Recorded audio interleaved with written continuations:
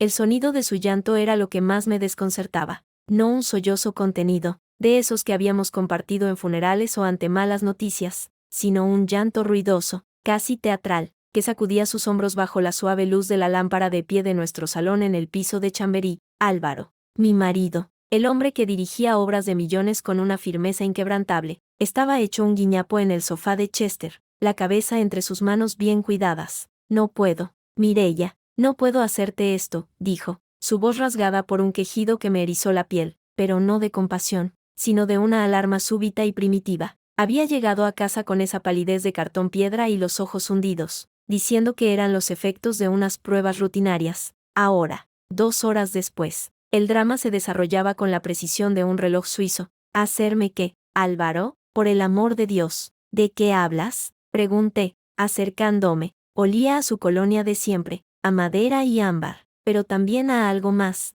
a nerviosismo frío, a sudor seco, no a enfermedad. Él alzó la cara, sus ojos, de un verde intenso que solía brillarme con picardía, ahora estaban inyectados en sangre, vidriosos. Era una imagen calculada para partirme el alma, y por un segundo, funcionó. El corazón me dio un vuelco. Las pruebas no eran rutinarias, susurró, dejando caer las palabras como piedras en el estanque en calma de nuestra vida. El doctor Velasco, en la clínica Ruber, ha encontrado algo. Hice una pausa, observándolo. Mi mente, entrenada en descifrar los silencios incómodos de mis clientes de marketing, empezó a funcionar a un ritmo distinto, más frío. El doctor Velasco, un nombre nuevo. Nuestro médico de cabecera era el doctor Silva, en la calle Príncipe de Vergara. Cuando había cambiado de especialista, algo, Álvaro, habla claro, me estás asustando. Él tragó saliva, con un esfuerzo visible, y buscó a tientas la cartera de piel que había dejado caer al lado del sofá. Sus manos temblaban, demasiado, un temblor fino, constante, como el de un actor que forcejea por contener la emoción. De su cartera sacó un papel doblado, lo desplegó con dedos torpes y lo deslizó por la mesa de centro de mármol hacia mí. No fue un gesto de desesperación, fue un gesto de entrega, escenificado. Es un glioblastoma multiforme, dijo, y la palabra, técnica y mortífera, cayó entre nosotros con el peso de una losa. Estadio 4. Aquí está todo. Inoperable. El tratamiento, paliativo. Poco tiempo. Mireia, me queda muy poco tiempo. No toqué el papel de inmediato. Lo observé. El membrete de la clínica Ruber era impecable. La firma del tal doctor Velasco. Un garabato ilegible pero autoritario. Párrafos de jerga médica que hablaban de masas, de infiltración, de pronóstico reservado. Mi mirada se deslizó hasta la fecha. Hacía 10 días. 10 días llevaba esto dentro, sin decirme nada. ¿10 días? Pregunté, y mi voz sonó extrañamente calmada en mis oídos. ¿Llevas 10 días sabiéndolo y no me has dicho nada? No podía, estalló él, levantándose de un salto, como si mi pregunta, y no su enfermedad, fuera la agresión. ¿Cómo iba a soltarte algo así? ¿Cómo mirarte a la cara y decirte que te voy a dejar? Te quiero demasiado para eso, cariño, cariño. La palabra, antes un arrullo, ahora sonaba a cliché barato. Se puso a caminar de un lado a otro, frotándose la nuca, el gesto de un hombre acorralado por su propia mentira. Yo seguía sentada, el informe sobre mis rodillas, pesado como plomo. Tienes que haber entendido mal, dije, pero era un débil hilo de esperanza que yo misma no me creía. Lo que crecía en mí era otra cosa, una fría, meticulosa desconexión. Ojalá, gritó, deteniéndose frente a mí. Sus ojos derramaron lágrimas frescas, perfectamente sincronizadas. Ojalá fuera un error, pero ahí está. Lo he consultado con otro médico, discretamente. Es inapelable. Se arrodilló de repente, tomándome las manos. Las suyas estaban calientes, húmedas. Por eso tengo que hacer esto. Es lo único justo. De la cartera, que había quedado abierta, sacó otro documento, más denso, con sellos notariales. Lo reconocí de inmediato. Nuestro acuerdo prenupcial. Lo habíamos firmado antes de la boda, casi como un trámite, sin darle mayor importancia. Una cláusula de protección para ambos. Él deslizó las páginas hasta una hoja añadida al final. Una modificación. Firma aquí, Mireia, suplicó, su voz un hilo roto. Renuncia a todo, a la mitad del piso, a los ahorros comunes, a todo. No quiero que te ataques a un moribundo. No quiero que tu futuro quede ligado a esta desgracia. Seré una carga terrible. Y luego, cuando yo Cuando yo no esté, quiero que seas libre, libre y sin lastres, por favor. Es mi última voluntad, la única forma en que puedo irme en paz, sabiendo que no te he arruinado la vida. Lo leí. La jerga legal era clara. En caso de fallecimiento de Álvaro Méndez Gil, doña Mireya Soto León renunciaba a cualquier derecho sobre la sociedad de gananciales, aceptando una liquidación simbólica, todo, absolutamente todo lo acumulado durante nuestro matrimonio, y gran parte de lo previo, quedaría en su poder para ser dispuesto en testamento, un testamento que, me dije de repente con un escalofrío que nada tenía que ver con la pena, probablemente ya estaría redactado a favor de alguien que no era yo. El silencio se hizo espeso, su respiración, entrecortada, sus ojos, suplicantes, todo era perfecto, demasiado perfecto, el marido valiente, sacrificándose por su amada, el gesto final de un hombre condenado, pero había fisuras, pequeñas grietas en la escenografía, el temblor de sus manos, demasiado rítmico, la elección de un médico desconocido en una clínica privada de lujo, en lugar de confiar en nuestro médico de siempre, la prisa por hacerme firmar ese papel. Ahora, en medio de la conmoción, ¿y si luchamos? Improvisé, dejando que mi voz vibrara de emoción, imitando su juego. Hay tratamientos experimentales. En el extranjero,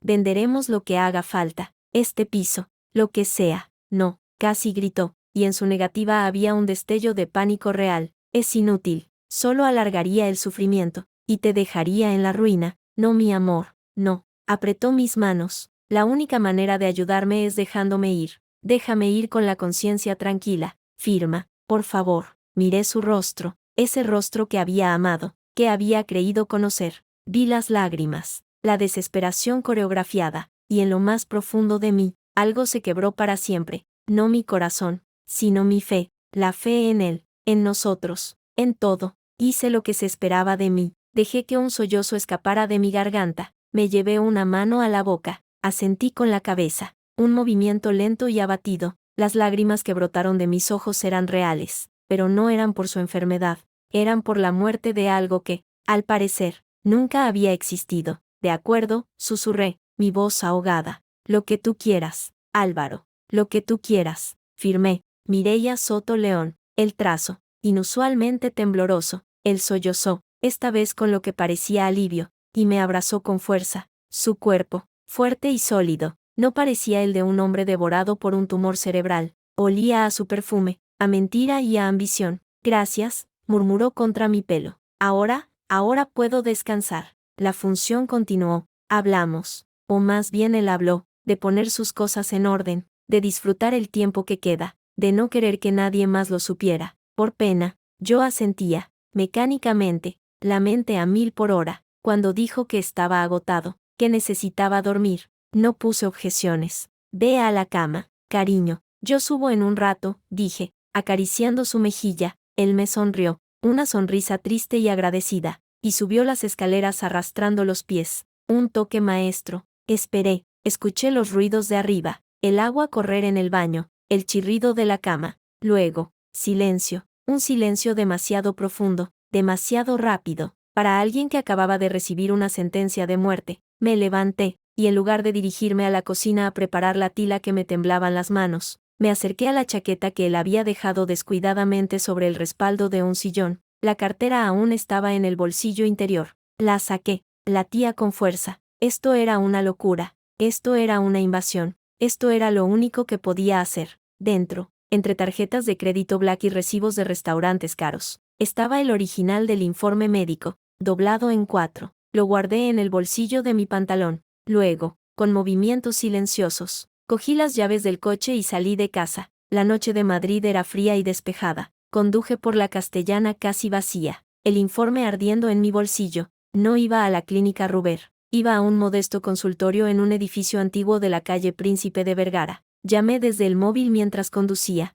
Doctor Silva, soy Mireya Soto, la mujer de Álvaro Méndez. Lo siento muchísimo por la hora. Es una emergencia. Necesito verle. Mi voz no temblaba. Sonaba plana, urgente. El doctor Silva, un hombre de 60 y tantos años con cara de pocos amigos pero de una bondad a prueba de bombas, abrió la puerta de su consulta en bata y zapatillas. Me hizo pasar a su despacho, lleno de libros y el olor tranquilizador a antiséptico y papel viejo. Mireya, ¿qué ocurre? Has puesto una voz, dijo, encendiendo la lámpara de su escritorio. Sin mediar palabra, saqué el informe arrugado y se lo puse delante. Él se puso las gafas, lanzándome una mirada de preocupación, y empezó a leer. Su expresión, primero profesional, se fue transformando, el ceño se fruncía, movía la cabeza, casi imperceptiblemente, murmuró términos médicos para sí, pasó la página, volvió a la primera, luego, alzó la vista y me miró, en sus ojos no había compasión,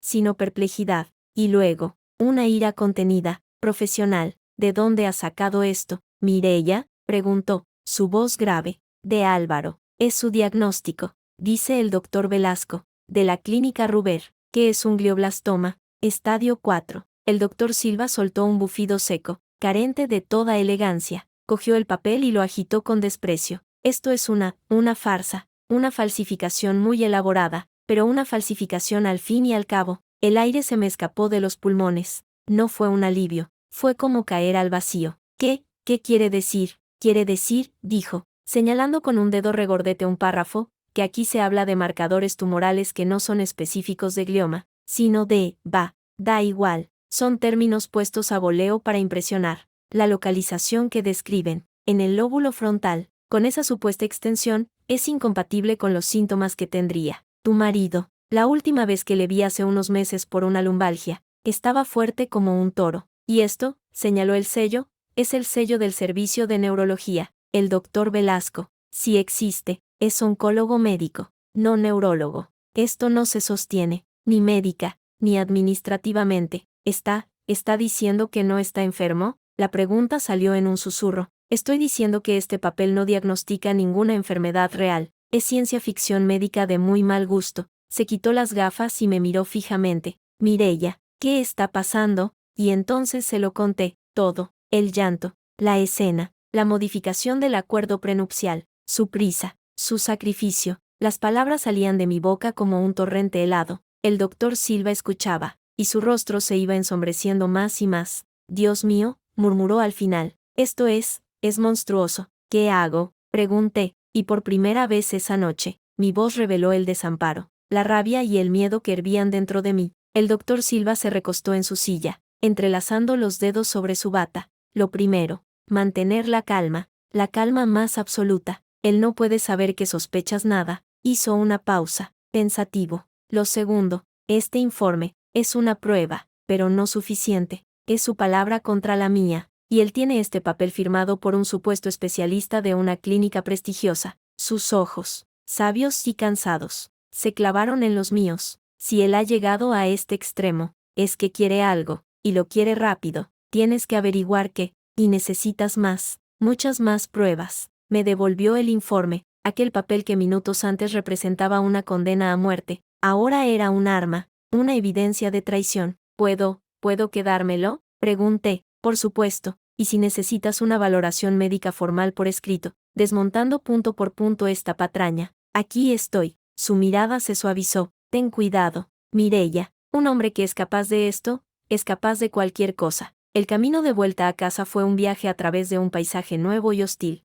Las calles de Madrid, antes familiares, ahora parecían un decorado extraño. Cada semáforo en rojo era un compás de espera, cada farola, un testigo mudo. Ya no era Mireia, la esposa engañada y afligida, en la oscuridad del coche, con el informe falso en el asiento del copiloto. Me transformé. El dolor, agudo y desgarrador, se estaba compactando, bajo una presión inmensa, en algo denso, frío y resuelto. Determinación. Aparqué en el garaje y subí en el ascensor. Viendo mi reflejo pálido en el metal bruñido, los ojos me brillaban, pero no de lágrimas, de una lucidez gélida. Abrí la puerta de casa con llave. Silencio. Subí las escaleras, mis pasos silenciosos sobre la moqueta. La puerta de nuestro dormitorio estaba entreabierta. Me asomé. Allí estaba Álvaro, dormido, o fingiendo dormir. Respiraba de manera profunda y regular, boca entreabierta. La luz de la luna que se filtraba por la ventana le iluminaba la mitad del rostro,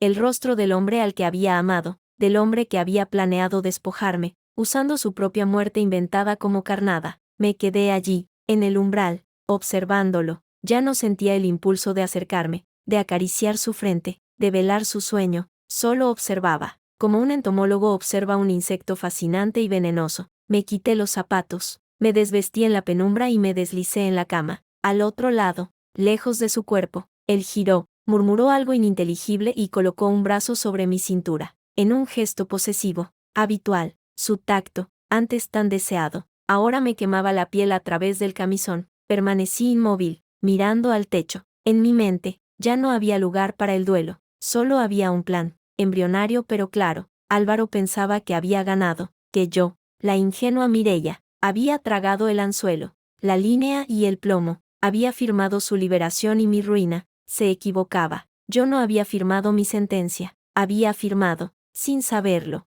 la declaración de guerra, y esta guerra no se libraría con lágrimas, se libraría con paciencia, con astucia y con una frialdad que acababa de aprender de su magistral actuación. Cerré los ojos, simulando el sueño, mientras mi mente empezaba a trazar el primer movimiento. Mañana, al despertar, empezaría a actuar, y mi papel sería el de la esposa devota, la viuda en práctica, la mujer destruida que acepta su destino. Él había escrito el primer acto de esta tragedia. Yo escribiría los siguientes, y el final. Me juré a mí misma en la oscuridad silenciosa, mientras su respiración rítmica me rozaba la nuca. No sería el suyo, sería el mío. La víctima, acababa de decidirlo, había dejado de serlo. Ahora era la cazadora, y la cacería acababa de comenzar. El despertador sonó a las 7, como cualquier otro martes. El zumbado insistente atravesó la bruma de mi vigilia, una vigilia poblada de papeles falsos y miradas llenas de lágrimas de cartón. Al lado mío,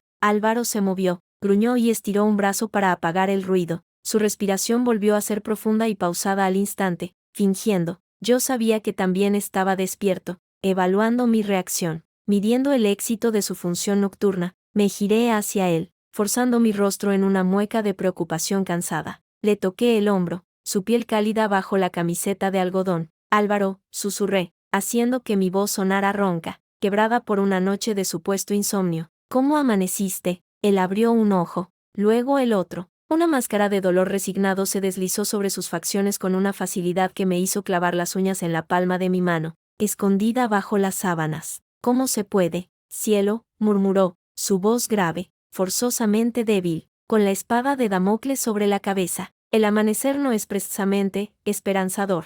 La frase era rebuscada, sacada de algún drama barato. Asentí, tragando saliva con un nudo en la garganta que, esta vez, era absolutamente real de tan tensa. ¿Tienes cita hoy con el doctor Velasco?, pregunté, incorporándome y dejando que el pelo me cayera sobre la cara. Un velo útil. Sí, a las 11, terapia de apoyo, la llaman, para fortalecerme de cara a, bueno, a lo que venga. Se frotó los ojos, un gesto que antes me parecía adorable y ahora me resultaba estudiado. No quiero que vengas, Mireia, de verdad, no es algo bonito de ver, pero quiero apoyarte, insistí, poniendo la nota justa de súplica débil. No quiero que pases por esto solo. Él alargó una mano y me acarició la mejilla, su tacto me produjo escalofríos. Eres un ángel, pero por ahora, déjame llevar esto con un poco de dignidad, ¿vale? Cuando sea el momento, cuando esté más débil, te necesitaré a mi lado cada segundo. Ahora, déjame ser fuerte por los dos. Cuando sea el momento de la gran mentira final.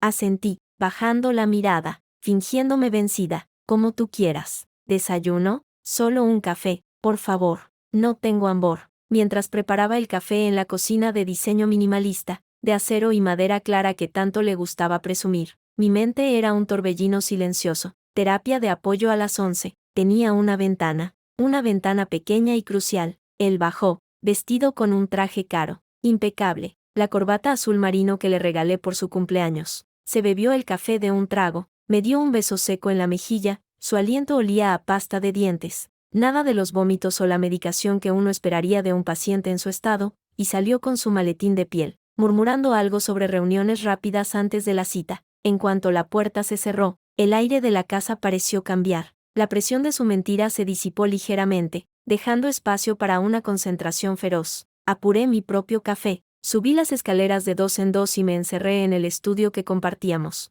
Una habitación luminosa con 2 escritorios enfrentados. El suyo, ordenado y frío, el mío, lleno de papeles y pantallas. Me senté ante su ordenador, un MacBook Pro de aluminio. Sabía la contraseña, Tor, el nombre de su pastor alemán, Muerto hacía 15 años. Un sentimentalismo que ahora era mi llave. La pantalla se iluminó, pidiendo la contraseña. Tecleé THOR, acceso concedido. Un estremecimiento recorrió mi espina dorsal. Esto era una violación, un territorio prohibido. Lo superé con un pensamiento simple. Él había violado algo infinitamente mayor. No perdí tiempo en fotos o correos personales. Fui directa a lo que importaba. El dinero. Abrí el navegador y accedió a la banca online. Mi corazón latía con fuerza, pero mis dedos estaban tranquilos. Recordé la contraseña de acceso, la fecha de nuestro aniversario. Al revés, otro golpe de sentimentalismo útil. La pantalla mostró la cuenta principal conjunta,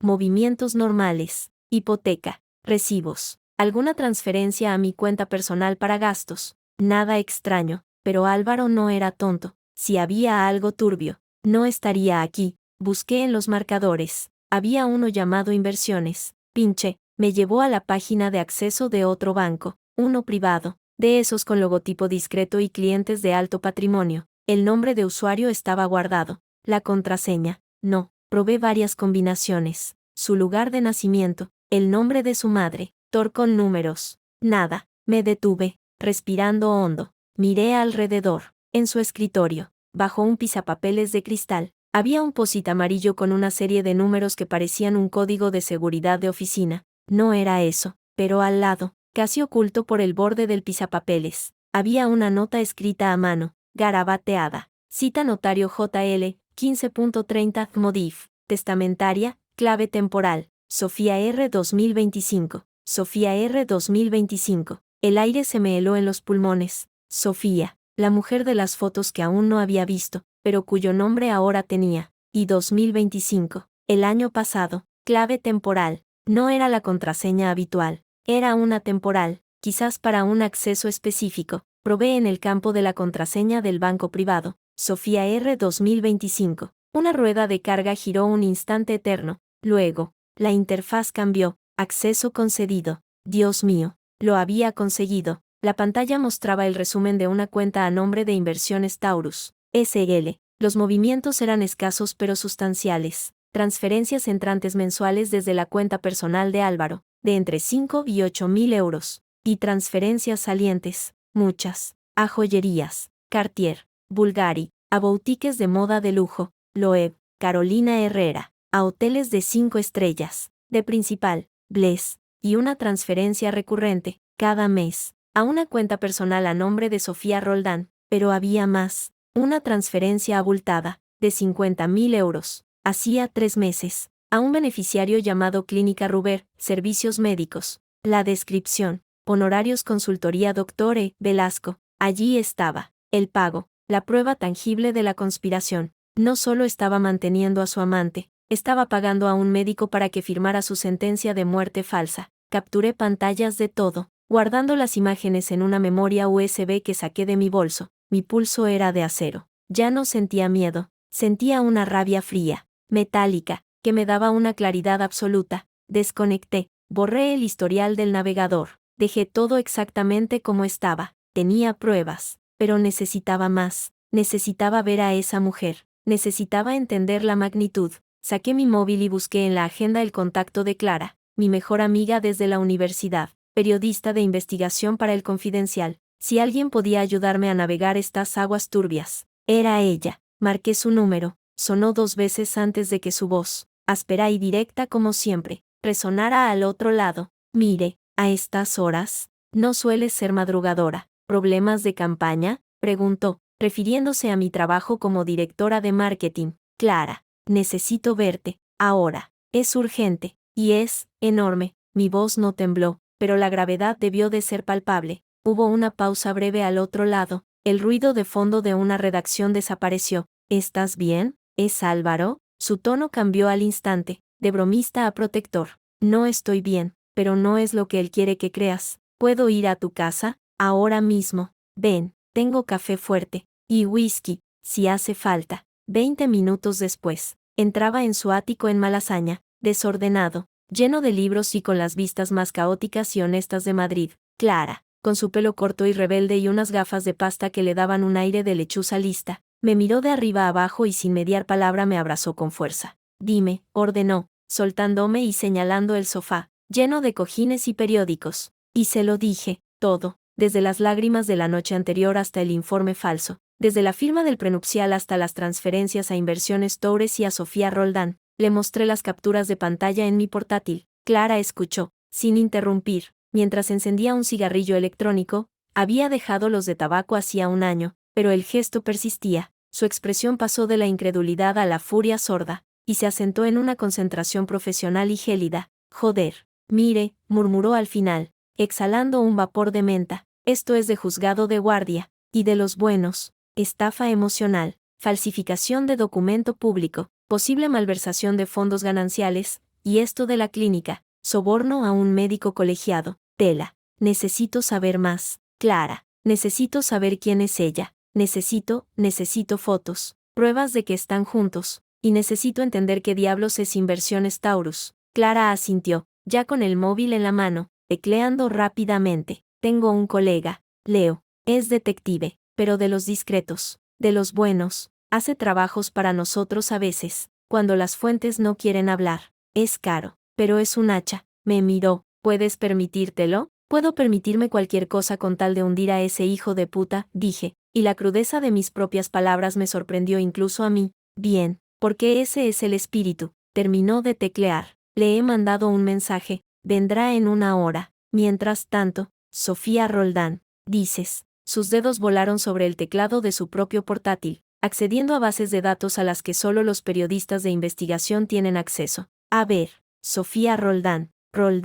Aparecieron varios resultados. Clara fue filtrando. Encontramos perfiles de redes sociales, pero todos privados o con poca información, hasta que dio con algo. Un registro profesional. Sofía Roldán Jiménez, asesora financiera independiente, afiliada a un par de sociedades de inversión de dudosa reputación, según una nota al pie que Clara leyó en voz baja. Aquí hay algo más, murmuró, sus ojos escaneando la pantalla. Hace un par de años, una denuncia, presentada por el exmarido de un tal Mauricio Villegas, hombre adinerado, constructor, acusaba a la señora Roldán de coacción y amenazas para obtener beneficios económicos tras un affair. La denuncia fue retirada a las 2 semanas. Acuerdo económico extrajudicial. Supongo, es su modus operandi, dije, sintiendo como el rompecabezas empezaba a encajar. Se mete con hombres con dinero, los enreda y luego los exprime. Álvaro debe de ser su presa más jugosa hasta la fecha. Pero esto va más allá de un simple chantaje sentimental.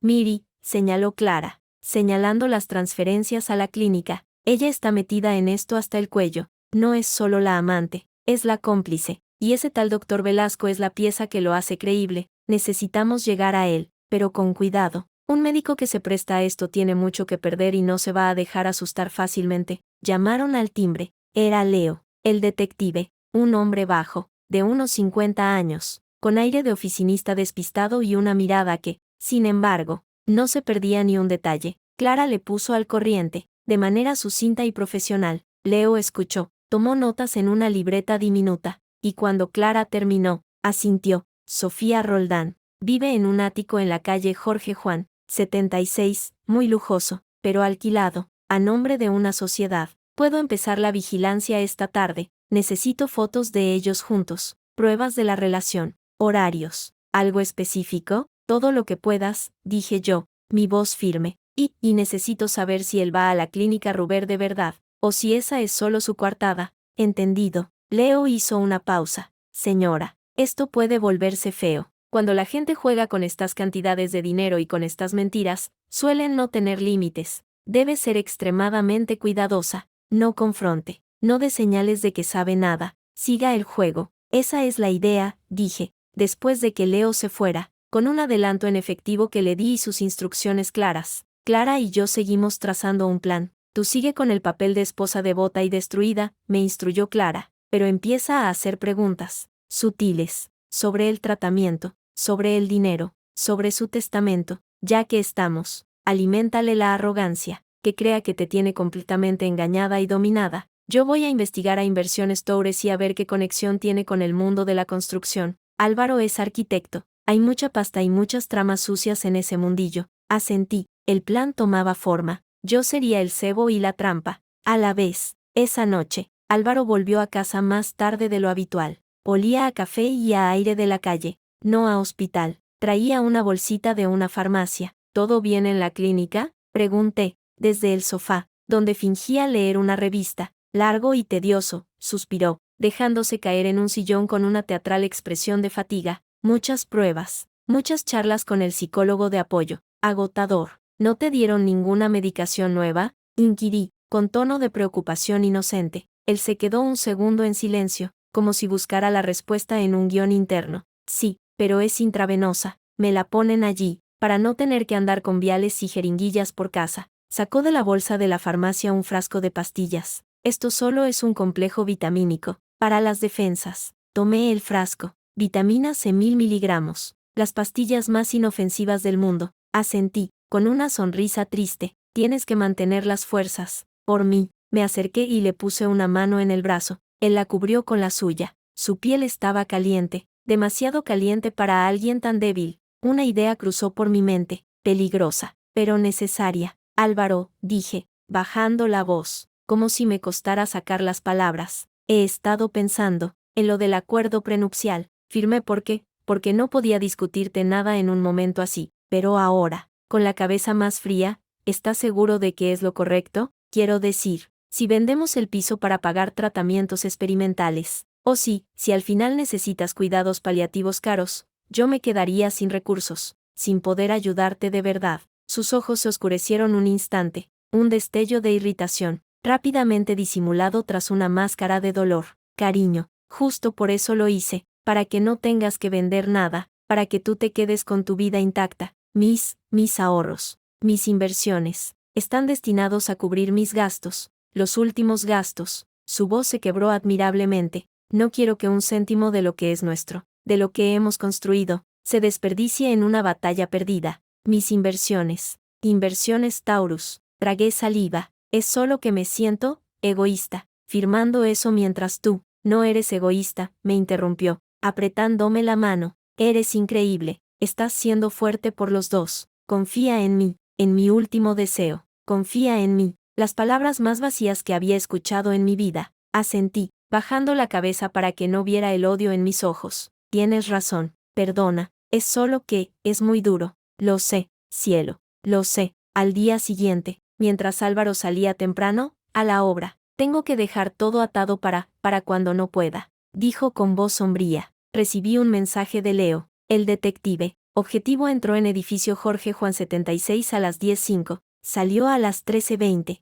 iba acompañado. Mujer, rubia, 1.70 aproximadamente, vestido de chaqueta azul. Se dirigieron al restaurante, El Paraguas. Comida de 1 hora 30 minutos. Comportamiento íntimo. Contacto frecuente. Fotos enviadas a su correo seguro. Abrí el correo encriptado que Clara me había configurado. Allí estaban una serie de fotografías, tomadas con un teleobjetivo desde lejos, pero claras. Álvaro, con su traje gris, riendo, con la mano en la espalda de una mujer rubia y esbelta. Sofía, llevaba un vestido de chaqueta azul cobalto, carísimo. En otra, él le acariciaba la mejilla. En otra, se besaban brevemente en los labios frente al restaurante. No había rastro de enfermedad, de fatiga, de dolor. Solo había la satisfacción burlona de un hombre que se cree invencible. Las miré una y otra vez, hasta que la imagen se me quedó grabada a fuego en la retina. Ya no había dolor, solo una rabia pura y cristalina. Guardé las fotos en la misma memoria USB, junto a las capturas bancarias. Por la tarde, Clara vino a casa. Traía más información. Inversiones Taurus, SL, dijo, sirviéndose un vaso de agua directamente de la botella. Es una pantalla. El administrador único es un testaferro, un primo lejano de un tal Rodrigo Montes. ¿Te suena el nombre? Lo pensé. Rodrigo Montes. Promociones Montes. Una de las inmobiliarias más grandes y agresivas de Madrid.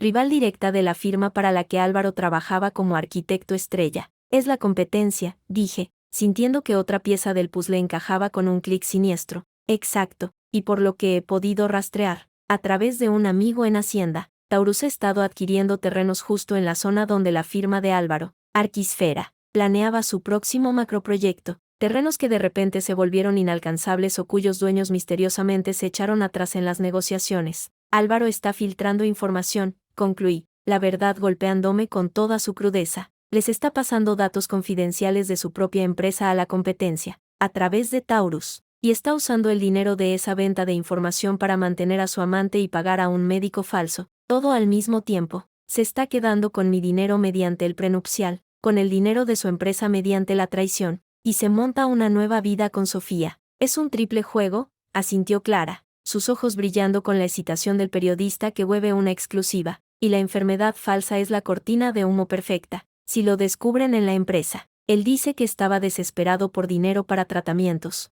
Si tú sospechas de las transferencias, él dice que son para pagar médicos. Es diabólico. Y cuando él muera, continué yo, la voz helada, Sofía, como beneficiaria de su testamento, se queda con todo el dinero de la venta de información, con mis bienes, y con el piso, y Álvaro, después de un tiempo prudencial de luto, resurge con una nueva identidad, quizás en otro país, y se reúne con ella, o ella se une a él, un plan perfecto, pero cometió un error, dijo Clara, sonriendo con ferocidad, subestimarte, y no contar con el doctor Silva. Esa noche, la confrontación llegó de forma inesperada. Álvaro volvió de buen humor, silbando por lo bajo. Olía a vino tinto y a ese perfume barato y dulzón que había notado antes, más fuerte esta vez. Se quitó la chaqueta y la dejó caer sobre el respaldo de un sillón. Yo me acerqué, con la excusa de recogerla para colgarla. El olor a perfume era inconfundible, empalagoso. No era el mío, no era el de ninguna colonia que él usara. Has vuelto tarde, dije, manteniendo la voz neutra, doblando la chaqueta. Reunión de última hora con los de la junta, dijo, sin mirarme, yendo directamente a la nevera a por una cerveza, para planificar mi baja médica. Es un lío, todo el mundo muy comprensivo, pero se nota la preocupación. Abrió la lata y bebió un trago largo. Debe ser duro, dije, acercándome, la chaqueta aún en las manos, tener que ocultar algo así, a tu equipo, a tus amigos. Hice una pausa, y luego, mirándole directamente a los ojos, solté, y a Sofía, el silencio fue absoluto. La lata de cerveza se detuvo a mitad de camino entre la encimera y su boca. Sus ojos, verdes y ahora desprovistos de cualquier rastro de debilidad fingida, se clavaron en los míos. Fue solo un instante, un microsegundo de pánico absoluto, antes de que la máscara se recompusiera, pero fue suficiente. ¿Lo había visto?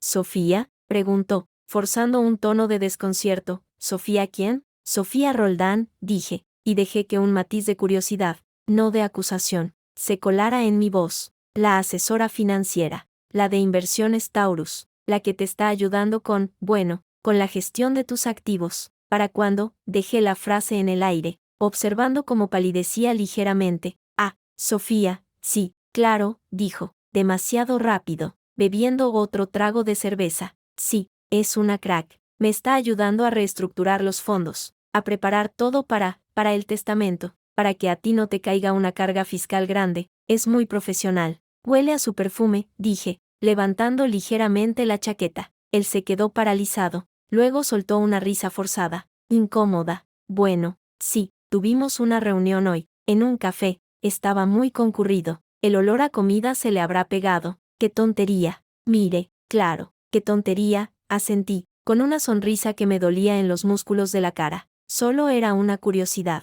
Huele muy fuerte. Ese perfume, no es muy sofisticado, ¿no? Su alivio fue palpable. Creía que había esquivado la bala. Creía que mi comentario era solo el de una esposa celosa, no el de una mujer que estaba atando cabos. No, la verdad es que no, dijo, relajándose. Es un poco empalagoso, pero en fin, es muy buena en lo suyo. Se acercó y me rodeó con un brazo. No deberías preocuparte por esas tonterías, cielo. Con todo lo que tenemos encima, tienes razón, murmuré, apoyando la cabeza en su hombro, oliendo el perfume barato mezclado con su colonia. Son tonterías. Perdona, no tienes que pedir perdón. Me besó en la frente. Eres perfecta, perfecta. La palabra resonó en mis oídos como un insulto. Perfecta para su plan, perfecta para ser su víctima. Esa noche, mientras él roncaba a mi lado, cogí mi móvil y, bajo las sábanas, escribí un mensaje a Clara, usando la aplicación segura. Confirmado. Ella es Sofía Roldán, asesora financiera. Él se puso nervioso cuando le pregunté, ¿sigue con lo de Taurus?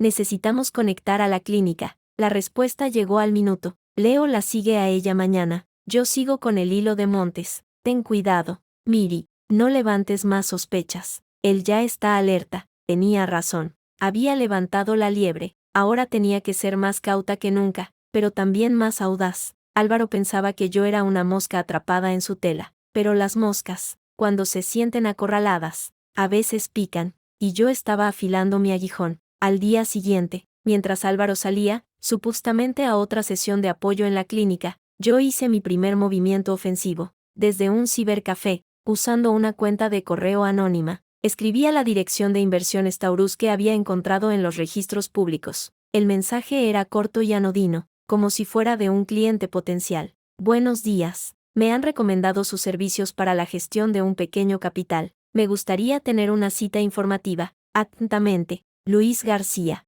No esperaba respuesta inmediata, pero era un hilo que tirar. Si Sofía era tan profesional como decía Álvaro, mordería el anzuelo, y yo, o más bien Luis García, podría conocerla. Mientras tanto, Leo envió más fotos. Sofía entrando y saliendo de joyerías, de boutiques, Sofía con otras amigas, riendo, con bolsas de compras de lujo, Sofía, en definitiva, viviendo la vida a todo tren con el dinero que Álvaro le pasaba, el dinero que era mío, el dinero que era de su empresa. La rabia se transformaba, lenta e inexorablemente, en algo más sólido, en determinación, en un propósito frío y calculado. Ellos habían trazado su plan minuciosamente, yo trazaría el mío. Ellos pensaban que estaban jugando al ajedrez con una dama que no sabía moverse. Pronto descubrirían que yo no era una dama, era la jugadora que había estado estudiando sus movimientos desde el principio. Y ahora, era mi turno. Mi siguiente movimiento sería más arriesgado. Tenía que acercarme a la clínica Ruber. Tenía que conseguir algo, cualquier cosa, que vinculara a Velasco con Álvaro más allá de ese informe falso. Y para eso, necesitaría algo más que astucia. Necesitaría ayuda desde dentro. Pero esa sería la jugada del día siguiente. Por ahora, tenía que seguir siendo Mireia, la esposa fiel, la viuda en prácticas. Tenía que seguir oliendo el perfume barato en su chaqueta y sonreír. Tenía que preparar la cena, preguntar por su día, y escuchar sus mentiras con expresión de compasión infinita. Era la actuación de mi vida, y no podía fallar, porque el precio del fracaso no era una mala crítica, era mi futuro, mi dignidad, mi vida entera, y no estaba dispuesta a regalársela. El mensaje de Leo llegó a las 8:17 de la mañana, mientras yo fingía interés en las noticias del día frente a un Álvaro que jugueteaba con una tostada. Mi móvil vibró sobre la encimera de mármol. Una sola notificación de la app segura. Tenemos algo. Llámame cuando puedas. L. ¿Algo urgente?, preguntó Álvaro sin levantar la vista del periódico económico. Su tono era casual, pero yo percibí la finísima capa de vigilancia bajo su aparente desinterés. Del trabajo, dije, con un gesto de fastidio que esperaba fuera convincente. Crisis de última hora con la campaña de lanzamiento del nuevo perfume. Parece que a la actriz que contrataron no le gusta el nombre. Éxtasis nocturno, le parece vulgar. Inventé sobre la marcha, sazonando la mentira con un detalle específico. Mi trabajo en marketing era un cajón desastre útil para justificar casi cualquier cosa. Él arqueó una ceja, un esbozo de su antigua sonrisa burlona en los labios. Suena a película de tarde de domingo. Dile que se tome un Valium y se calme. Eso les dije, respondí, guardando el móvil en el bolsillo del pantalón. Tengo que pasar por la oficina un par de horas. Tú, consulta con Velasco a las 10, dijo, dejando el periódico y frotándose los ojos con un gesto que ya me resultaba insoportablemente estudiado. Evaluación de la progresión.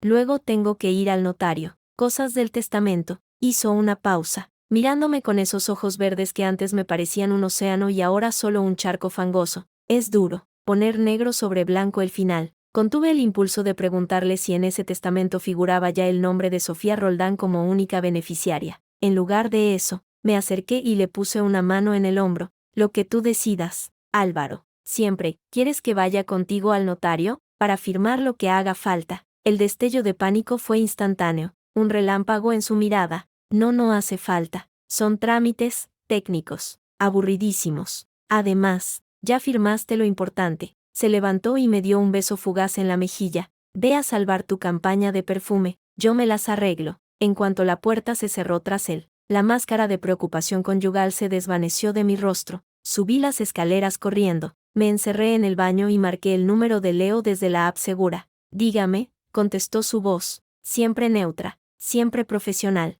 Leo, soy yo, ¿qué tenéis? Ayer seguí a la señorita Roldán después de su almuerzo con su marido. Fue directamente a la clínica Ruber. Entró por la puerta principal, no por urgencias. Preguntó en recepción. La dirigieron a la cuarta planta, oncología. Allí, tuvo una reunión de aproximadamente 20 minutos con un hombre. He conseguido una foto decente desde la cafetería de enfrente, con el tele. Se la he enviado al correo. Mientras hablaba, ya tenía el portátil abierto, accediendo al correo encriptado. La foto se cargó. Era Clara, Sofía, con su impecable abrigo camel, sentada en lo que parecía un despacho, frente a un hombre de unos 50 y tantos años, de rostro afilado, pelo entrecano muy corto y gafas de diseño. Llevaba una bata blanca sobre un traje. En una esquina de la foto, se veía una placa en la pared. Dr. Ernesto Velasco, jefe de servicio de oncología médica. Mi corazón dio un vuelco. Allí estaba, la conexión directa, física, entre la amante y el médico corrupto. ¿Pudiste oír algo?, pregunté, sin poder apartar la vista de la imagen. Imposible, pero el lenguaje corporal era elocuente. No era una consulta médica. Él le pasó un sobre. Ella lo guardó en su bolso sin mirarlo. Luego, se dio la mano, pero él le sostuvo la mano un segundo más de lo necesario, con una sonrisa que no me gustó nada. Había confianza, complicidad. Un sobre, repetí, sintiendo como la rabia se convertía en una certeza gélida y útil. Dinero, o instrucciones, o ambas cosas. Probablemente, asintió Leo. Luego, ella salió, fue a su banco, ingresó un sobre en la ventanilla de depósitos, y se fue de compras a Serrano, su marido. Mientras tanto, tras dejaros a usted, no fue a ninguna clínica, fue a un gimnasio de lujo en la calle Velázquez.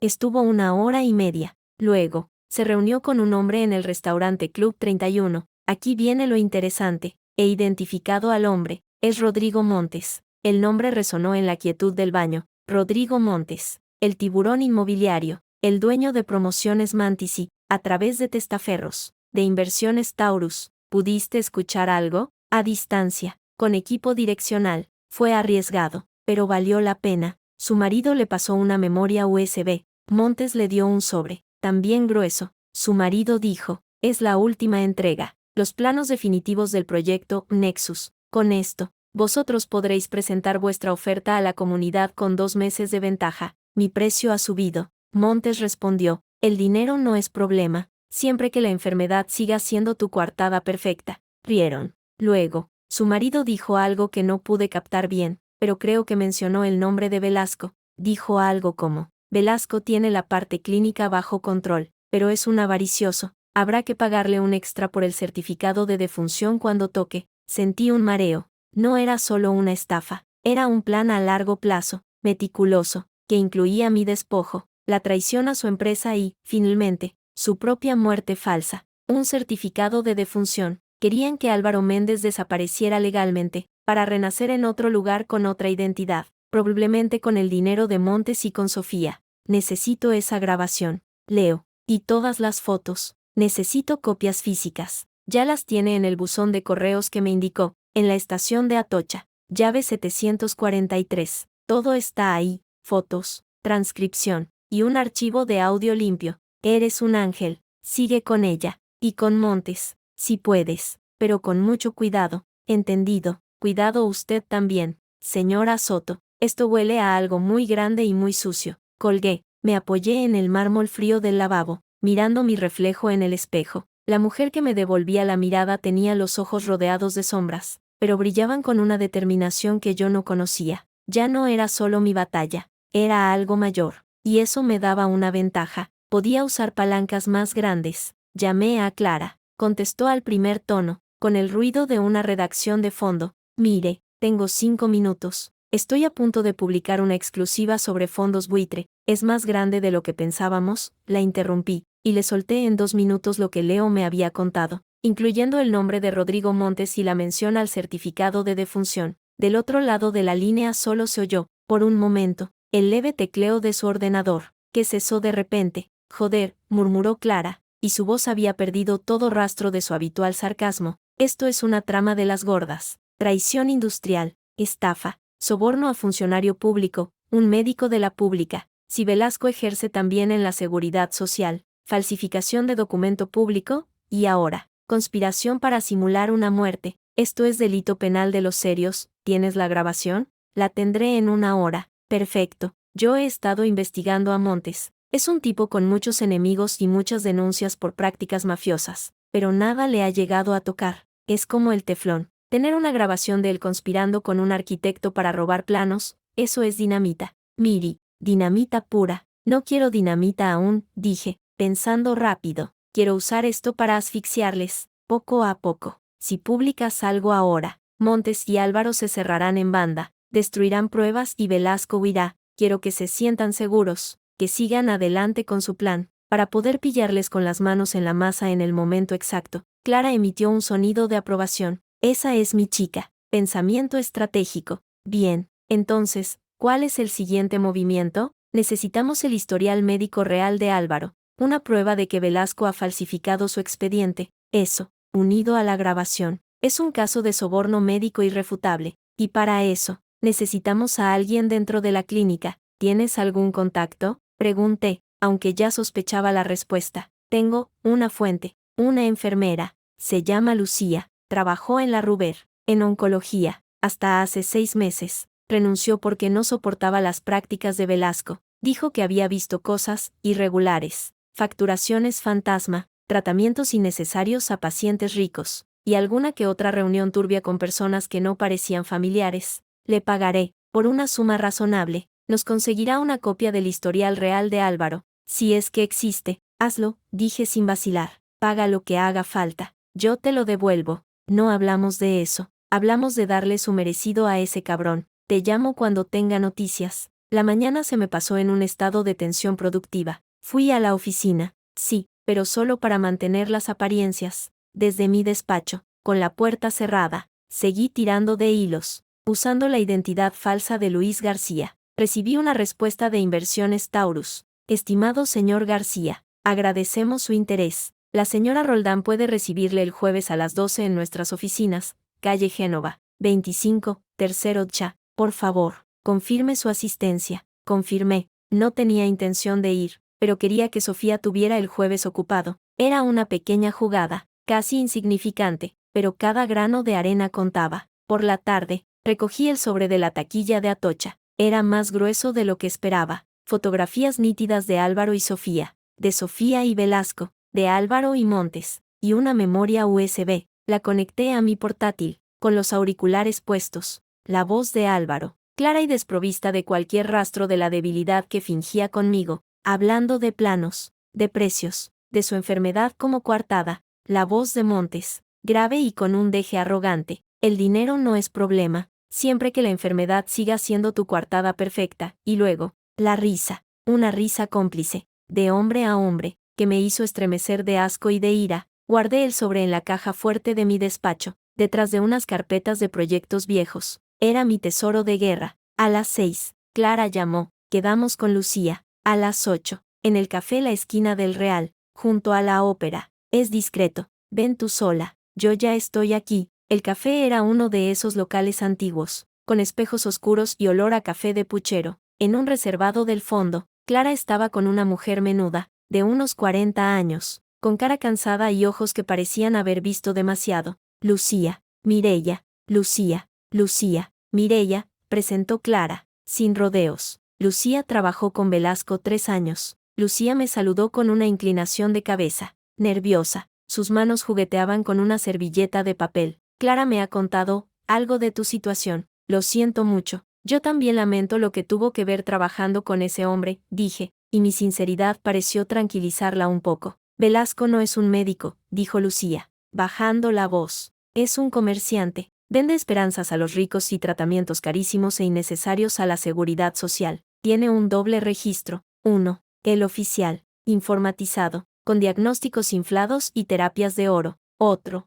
un cuaderno de notas que él guarda bajo llave en su despacho, con la realidad. Pacientes que solo necesitan cuidados paliativos, otros que podrían curarse con tratamientos estándar, y algunos, unos pocos, que no están enfermos en absoluto. ¿Ha visto alguno así? Pregunté, conteniendo la respiración. Uno, hace un año, un hombre joven, sano como un roble, venía con una mujer rubia, muy guapa. No parecía paciente, parecían negociar. Velasco le extendió un informe de un cáncer de páncreas. Tremendo. El hombre pagó en efectivo, un fajo de billetes enorme, Apunté el nombre, por si acaso. Era un tal Méndez. No recuerdo el primero. ¿Álvaro? Pregunté, y mi voz sonó extraña. Eso, Álvaro Méndez. Lucía asintió. Dijo que era para un tema de herencia, que necesitaba un certificado de enfermedad terminal. Velasco se rió y le dijo, por este precio, le doy certificado de defunción cuando quiera. Pensé que era una broma de mal gusto, pero ahora, con lo que me cuenta Clara, necesitamos ese cuaderno. Lucía, o una copia de la página de Álvaro en el registro real. Ella palideció. Es imposible. El cuaderno siempre está con él, y el sistema informático tiene contraseñas biométricas, huella y reconocimiento facial. Solo él y la jefa de enfermeras pueden acceder a los historiales completos. ¿Y la jefa de enfermeras? Preguntó Clara. Es amiga íntima de Velasco, de las de viajes a París pagados por la farmacéutica. No se moverá. El desánimo empezó a apoderarse de mí, pero Clara no parecía afectada. Y si hubiera un fallo de seguridad, una copia de seguridad externa, un informático de confianza. Lucía pensó un momento. Ay, el sobrino de Velasco, un chaval, técnico informático, es el que mantiene los servidores privados de la clínica. Es un inútil, pero le tiene confianza. A veces, cuando Velasco está fuera, el chaval entra en su despacho a usar el ordenador para jugar a videojuegos, porque tiene mejor tarjeta gráfica. Es un crío, irresponsable, y cotilla. He visto cómo fisgoneaba en archivos. Una idea empezó a gestarse en mi mente, retorcida y arriesgada. ¿Podrías conseguir que ese sobrino accediera al historial de Álvaro y te lo enviara, por dinero? Lucía negó con la cabeza. No se fía de mí, pero podría intentar otra cosa. El chaval tiene una novia, Marta, que es auxiliar de clínica, una chica ambiciosa, y cotilla como él. Si ella supiera que hay un bonus extra, una gratificación importante por ayudar en una auditoría interna de la clínica, y que solo tiene que conseguir una captura de pantalla. ¿Cuánto? Pregunté directamente. Lucía miró a Clara, luego a mí, calculó, 1.000 euros, en efectivo, para ella, y otros 1.000 para mí, por el riesgo, 2.000 para cada una, dije, sin pestañear, uno por adelantado, otro cuando tenga el historial en mi mano, pero necesito algo más, necesito que sea mañana, y necesito que sea una captura que muestre la fecha de la última modificación, el nombre de Álvaro, y que no haya diagnóstico de cáncer. ¿Puede hacerlo? Los ojos de Lucía brillaron con una mezcla de miedo y codicia. Lo intentaré. Tengo el número de Marta. Le diré que hay una inspección sorpresa de sanidad, que vienen por irregularidades de Velasco, y que necesitan una prueba de un historial limpio para comparar. A ella le encantaría darle una puñalada a Velasco. Cree que la menosprecia. Y por 2.000 euros. Hágalo, dije, sacando de mi bolso un sobre que había preparado con 2.000 euros en billetes de 100. La mitad, como adelanto. Aquí tiene mi número, en este móvil desechable. Mañana, a partir de las 2, espero su llamada. Lucía cogió el sobre como si fuera una serpiente, pero lo guardó rápidamente en su bolso. Mañana, Dios nos ayude a todos. Cuando se hubo ido, Clara me miró con una sonrisa de admiración. Te has convertido en una maestra del chantaje. Mire, me impones respeto. No es chantaje, dije, bebiendo un sorbo de agua helada. Es incentivo. Y es guerra. ¿Qué tienes de Montes? Que es aún más sucio de lo que pensábamos. Inversiones Taurus no es solo una pantalla para sobornos,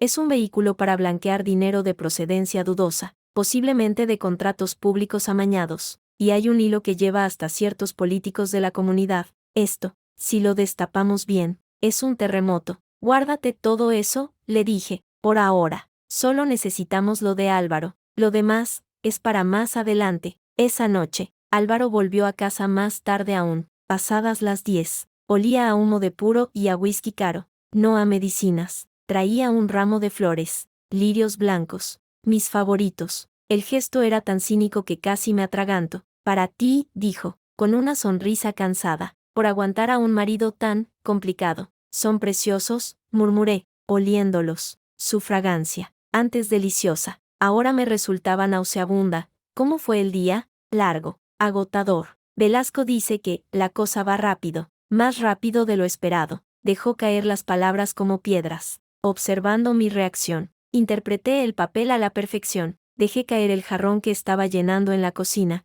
No se rompió, pero el agua se derramó por el suelo. Me llevé una mano a la boca, y dejé que los ojos se me llenaran de lágrimas instantáneas, reales, porque la furia y la impotencia a veces se disfrazan muy bien de dolor. ¿Qué ¿Qué quiere decir? Balbucí. Él se acercó y me rodeó con sus brazos. Su abrazo era una prisión. Quiere decir que quizás tengamos menos tiempo del que pensábamos. Unos meses, tal vez. Por eso es tan importante que todo esté en orden. El notario, ya está todo listo. Solo falta algún detalle. El detalle de mi desaparición, pensé, pero en lugar de eso, me aferré a su camisa, sollozando contra su pecho. No puedo, Álvaro. No puedo perderte. Tienes que ser fuerte, cielo. Por mí. Me apartó suavemente, mirándome a los ojos. En los suyos no había dolor, solo una ansiedad contenida, la de un hombre que ve su plan acelerarse. Hay una cosa más, para facilitar los trámites, y para protegerte de deudas futuras. Velasco sugiere que a partir de ahora,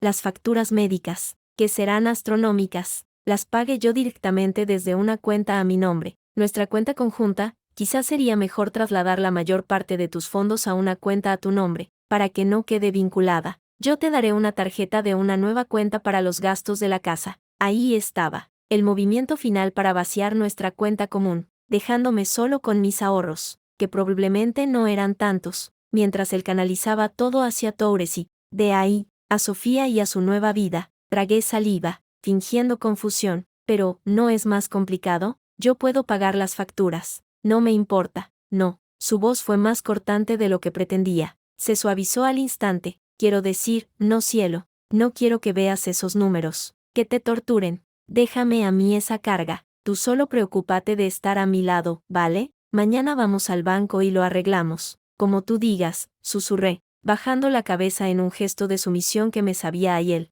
Eres mi ángel, murmuró, besándome en la frente, mientras preparaba la cena. Silenciosa y eficiente, mi mente trabajaba a toda velocidad. Mañana iría al banco con él, y allí, delante del director, firmaría lo que fuera necesario, porque ahora tenía una ventaja, sabía su juego, y tenía a Leo. Mañana, mientras yo distraía a Álvaro en el banco, Leo estaría siguiendo a Sofía, y Lucía, o su contacto Marta, estarían intentando conseguir esa prueba irrefutable. Antes de acostarnos, Álvaro recibió una llamada, se encerró en el estudio. Yo, con el pretexto de ir a por un vaso de agua, pasé silenciosamente por la puerta. No era muy sólida, pude oír fragmentos. Sí, todo va sobre ruedas. No, ella no sospecha nada. Mañana lo del banco, el jueves lo del notario, y luego el pago de Montes. Sí, él ya tiene preparado el certificado. No, Sofía, tranquila. Para Navidades todo esto será un mal recuerdo y estaremos en esa isla.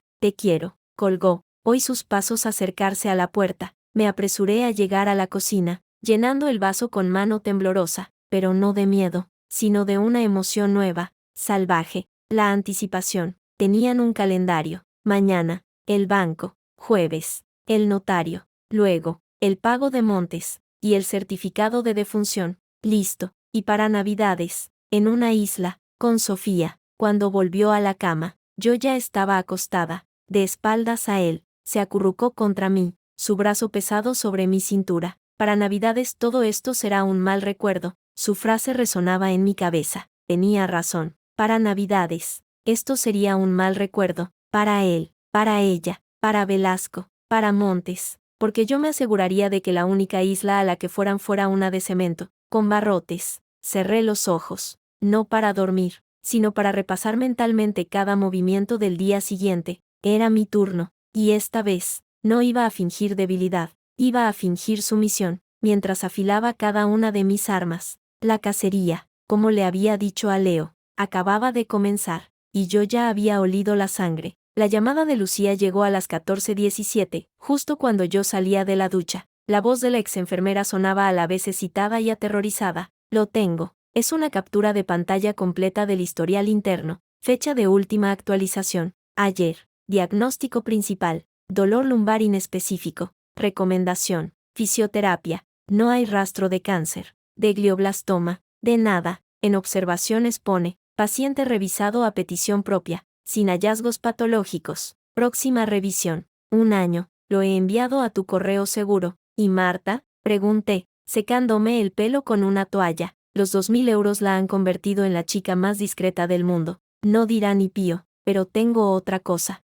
Lucía bajó aún más la voz. Marta dijo que ayer, después de que vuestra amiga rubia visitara a Velasco, el doctor hizo una llamada. Ella pasaba por el pasillo y oyó un trozo. Dijo, sí, el certificado de defunción está listo para cuando lo necesiten, con causa de muerte por metástasis cerebral masiva, firme y sellado. El precio ya lo sabe. Colgó y luego murmuró para sí, avarientos de mierda, por un sobre más, firmo hasta mi propia partida de defunción. Un escalofrío me recorrió la espalda. No solo era un fraude, era un asesinato administrativo, premeditado y pagado. Gracias, Lucía, te transferiré el resto hoy, y si necesitas algo, necesito que ese caballo de Velasco pague, eso es lo que necesito. Colgó, abrí el correo. Allí estaba, la prueba irrefutable, el historial médico de Álvaro, en el sistema interno de la clínica Ruber, mostrando a un hombre perfectamente sano. Lo imprimí y guardé la copia con el resto del dossier. Ahora tenía la foto de Sofía con Velasco, la grabación de Álvaro con Montes, el historial limpio, y los movimientos bancarios a Taurus. Era un caso completo, pero no era suficiente. Quería que se hundieran, que sintieran la misma desesperación que habían planeado para mí. Esa tarde, puse en marcha la primera fase de mi trampa. Había llamado a mi madre para una conversación urgente. Le conté, entre lágrimas perfectamente coreografiadas, la trágica enfermedad de Álvaro, su noble sacrificio con el prenupcial, y mi decisión de vender las joyas de la abuela Dolores, que no existían, y un pequeño apartamento en Sitges, que tampoco existía, para pagar tratamientos en Suiza. Le pedí discreción, pero sabía perfectamente que mi madre, con el corazón roto, llamaría a su hermana, y ésta a su mejor amiga, cuya hija trabajaba con el primo de Álvaro. El rumor de mi inesperada herencia y mi desesperación por salvar a mi marido llegaría a oídos de Álvaro en menos de 24 horas. Y así fue. Al día siguiente, durante la cena, Álvaro estaba inquieto, jugueteaba con la comida. Oí un rumor raro hoy, dijo, sin mirarme. Alguien le dijo a mi primo que estabas pensando en vender propiedades familiares, joyas, un piso. ¿De qué hablan? Mireya, hice un gesto de sorpresa, luego de culpabilidad. Es mi abuela Dolores. Me dejó algunas cosas. Nunca te lo dije porque, bueno, nunca fue el momento. Y con todo esto, pensé, podría venderlo. Para los tratamientos. Para ti. No voy a quedarme de brazos cruzados. Álvaro. Él me miró, y en sus ojos vi el destello que esperaba. No de conmoción, ni de gratitud, sino de un cálculo rápido y ávido. Era la codicia, pura y dura. Cariño. Eso es increíblemente generoso. Pero son tus recuerdos familiares. No puedes. Puedo y voy a hacerlo, exclamé, con fuego en la voz. ¿Eres mi marido? ¿Qué valen unas joyas viejas comparadas con tu vida? He contactado ya con un tasador, y con una inmobiliaria para el piso de Sitges. No me discutas esto, por favor. Dejé caer la cabeza, sollozando. Él se levantó y vino a abrazarme. Su abrazo era tenso, pero su voz sonaba suave, convincente. Está bien, no llores. Si es lo que de verdad quieres. Pero déjame ayudarte con los trámites. Conozco a gente, para que no te estafen. Podemos usar a la asesora que me lleva mis temas. Sofía, es brillante, claro que lo es, pensé, y se quedará con cada céntimo. Como tú digas, murmuré contra su pecho. Solo quiero hacer lo correcto. Fase 1, completada. Había prendido el cebo de una herencia inexistente. Su codicia le haría seguir adelante con más avidez aún, creyendo que el botín era mayor. La fase 2 era más arriesgada. Necesitaba sembrar discordia en su nido de víboras. Usando un perfil falso de redes sociales que había creado, fotos robadas de un modelo de stock, envié una solicitud de amistad a Sofía Roldán. Para mi sorpresa, la aceptó al cabo de unas horas. Su perfil era un escaparate de lujo, viajes, restaurantes, bolsos de diseñador. Nada relacionado con inversiones Taurus. Era la vitrina de una cazafortunas. Esperé unos días. Luego, desde el perfil falso, le envié un mensaje privado. Hola Sofía, siento escribirte así, pero una amiga común, Carla, de Marbella, me dijo que podrías asesorarme. He visto tus fotos, y no puedo evitar preguntar, ¿el tipo guapo con el que saliste la semana pasada en El Paraguas, es tu novio? Es que me pareció verlo días después entrando en un hotel con otra mujer rubia, más joven. Quizás me equivoque. Lo siento si es así, solo pensé que te gustaría saber. Adjunté una foto borrosa, manipulada con Photoshop, de Álvaro entrando en el Hotel Bless de la calle José Ortega y Gasset. La mujer a su lado era una modelo cuyas fotos había recortado de una revista online. Era burdo, pero efectivo para alguien inseguro y posesivo. La respuesta no llegó de inmediato, pero al día siguiente, Leo me informó. Objetivo femenino mantucone acalorada discusión con sujeto masculino en portal de calle Jorge Juan a las 23:15. Gestos animados. Ella le mostró el móvil. Él intentó abrazarla. Ella le apartó. Entró sola en el portal.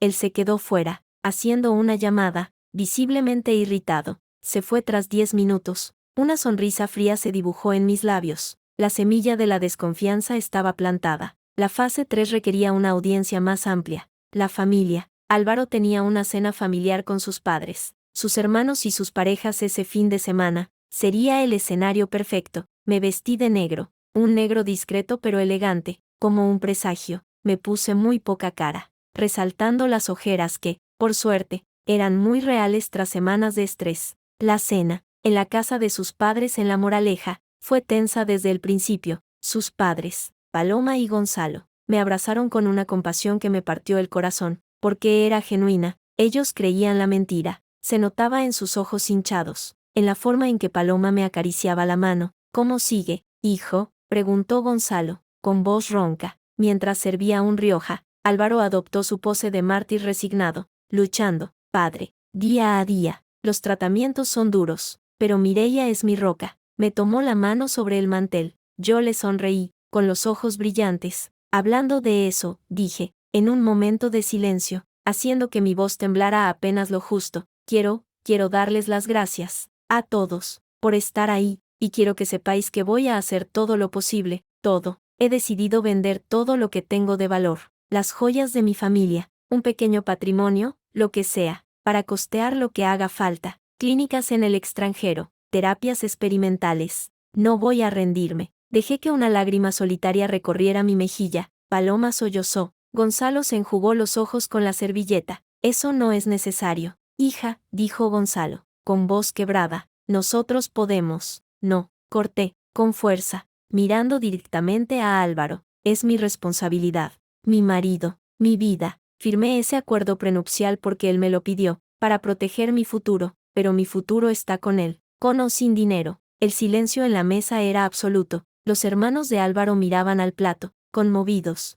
Sus cuñadas me observaban con admiración y lástima. Álvaro tenía la mandíbula apretada. No le gustaba este giro emocional. Lo ponía en evidencia. Lo hacía parecer menos noble en comparación con mi abnegación exagerada. Mireia, ya te dije que no hace falta, intentó, pero su madre le interrumpió. Déjala, Álvaro. Es su decisión. Y es admirable. Paloma me tomó de la mano. Tienes una esposa que vale un tesoro, hijo, un verdadero tesoro. Lo sé, mamá, murmuró él, pero su sonrisa era forzada, una grieta en su máscara. El resto de la cena fue un continuo de miradas de compasión hacia mí y de reproche sutil hacia Álvaro por intentar privarme de mi sacrificio. La presión familiar, la imagen que tanto cuidaba, se estaba agrietando. Cuando nos despedíamos, su padre me tomó aparte. Mireia, si necesitas dinero, para lo que sea, esta familia está aquí, no vendas tus recuerdos, nosotros podemos ocuparnos. Gracias, Gonzalo, pero tengo que hacerlo, por él, por mí. Le besé en la mejilla, sintiendo un remordimiento agudo por utilizar su buen corazón, pero era una pieza más en el tablero. En el coche de vuelta, Álvaro conducía en silencio, la tensión era palpable. No tenías que hacer ese numerito, dijo al fin, con voz fría. ¿Numerito?, pregunté, inocente. Solo les dije la verdad. Voy a vender lo mío para ayudarte. Ya te dije que no quiero tu dinero, que todo está planeado. Solo complicas las cosas. ¿Complicar qué, Álvaro? ¿Complicar tu plan para morir en paz? Lo siento si mi lucha por mantenerte con vida te incomoda. Dejé estallar una lágrima de rabia perfectamente interpretada. Él respiró hondo, conteniéndose. No es eso. Es que me duele verte desprenderte de tus cosas, de tu herencia, por mi culpa. No es por tu culpa, es por amor. Miré por la ventana, aunque a veces siento que ya no sabes lo que es eso. No dijo nada más. La grieta entre nosotros, ficticia para él pero muy real para mí, era ahora un abismo visible incluso para él. Perfecto.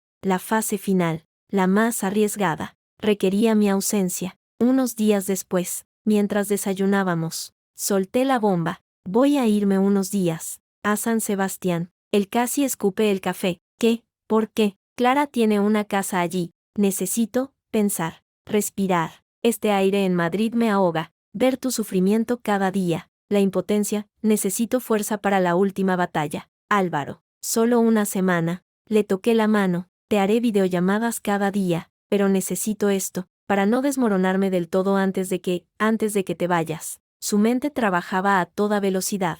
Lo vi en sus ojos. Mi ausencia era una oportunidad. Podría reunirse con Sofía a todas horas, terminar los trámites con Montes, sin vigilancia. Una semana de libertad total para cerrar su plan. La codicia venció a cualquier sospecha. Tienes razón, dijo, con voz suave, llena de falso pesar. Te estás consumiendo. Unos días de playa, de paz, te sentarán bien. Ve, yo aguantaré aquí. Gracias, susurré, besándole en la mejilla. Al día siguiente, hice las maletas a la vista de todos. Puse un par de bikinis, libros ligeros. Llamé a un taxi, me despedí de él con un abrazo largo y lloroso en el portal, y me marché. El taxi me llevó a la estación de Atocha. Allí, en un baño público, me quité la chaqueta clara y me puse una sudadera con capucha y unas gafas de sol. Salí por otra puerta, donde me esperaba Clara en su coche viejo. ¿Todo bien?, preguntó, arrancando. Cree que voy a San Sebastián a llorar. Nosotros tenemos una semana. ¿Tienes el sitio?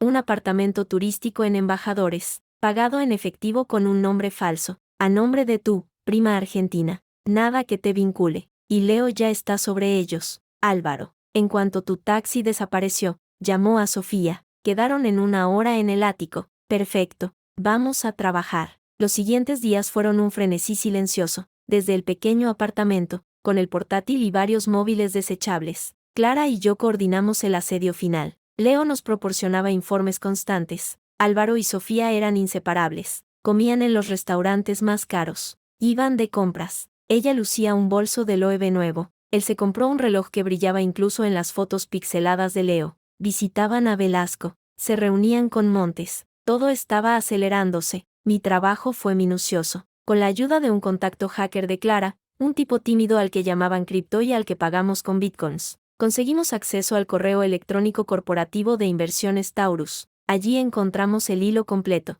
los correos de Álvaro a Sofía con extractos de los planos de Arquisfera, las transferencias acordadas, las instrucciones para el pago a Velasco, incluso un borrador del testamento, donde efectivamente, Sofía Roldán Jiménez figuraba como única heredera universal. Lo imprimimos todo. Luego, usando los datos bancarios, criptorastreó el dinero de Montes. Una parte iba a Taurus, otra, a una cuenta en las Islas Caimán a nombre de una fundación panameña. La tercera, y más jugosa, iba a una cuenta en Suiza vinculada, tras varias capas, a un político de la oposición autonómica. Clara silbó bajito. Esto no es solo para hundir a tu marido. Mire, esto es para tumbar a medio consejo de gobierno. Sus ojos de periodista brillaban con un fuego peligroso. Guarda eso, le dije, por ahora. Solo nos interesa lo nuestro. El jueves, el día en que yo, Mireia, estaba supuestamente paseando por la Concha, Álvaro y Sofía fueron al notario. Leo los siguió, sacó fotos de ellos entrando y saliendo del despacho de la calle Serrano, sonrientes, con un sobremarrón en la mano de él.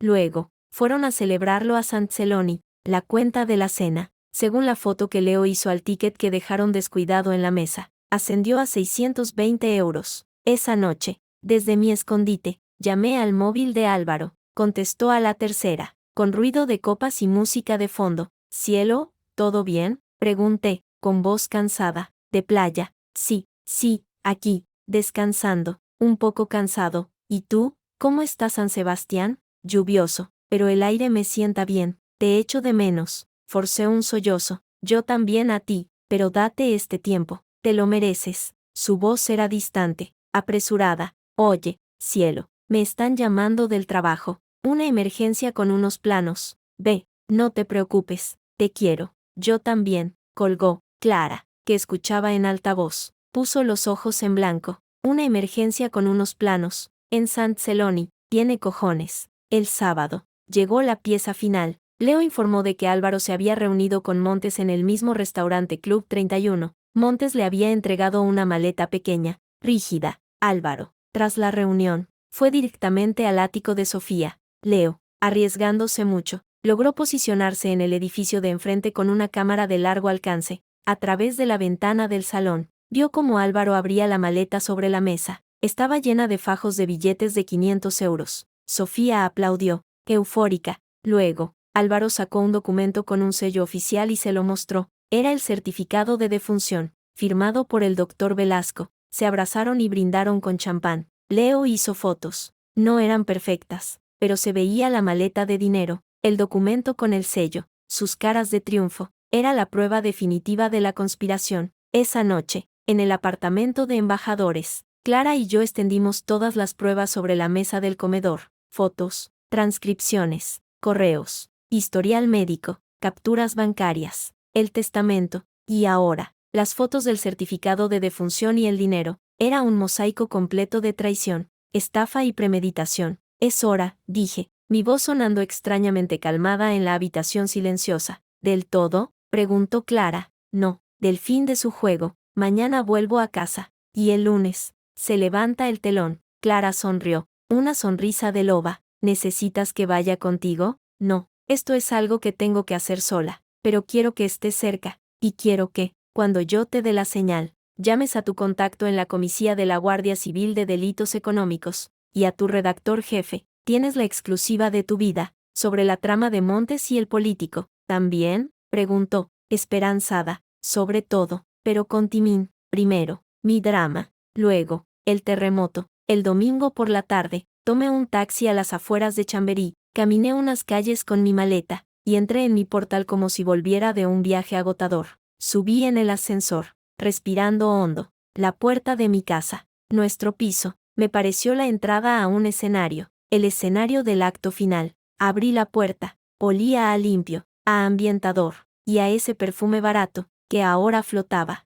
débil pero persistente, en el aire del salón. Álvaro estaba en el sofá, viendo un partido. Se levantó de un salto, una máscara de sorpresa y preocupación deslizándose sobre su rostro. Cielo, ¿has vuelto antes? ¿Todo bien? Dejé la maleta en el suelo. No sonreí, no fui a abrazarlo. Me quedé de pie, en medio del salón, y lo miré. Dejé que toda la fachada, todo el dolor fingido, toda la sumisión, se desvaneciera de mi rostro. Lo que quedó fue el cansancio real de semanas de lucha, y la frialdad de piedra de quien ya no tiene nada que perder. Sí, Álvaro, dije, y mi voz no tembló, fue clara y cortante como cristal. He vuelto, y ahora, tú y yo vamos a tener una conversación muy seria. Siéntate. Álvaro se quedó paralizado, medio levantado del sofá. Mi tono, plano y gélido, no se parecía en nada a la voz quebrantada que esperaba escuchar. Su sonrisa de bienvenida se congeló, luego se desvaneció.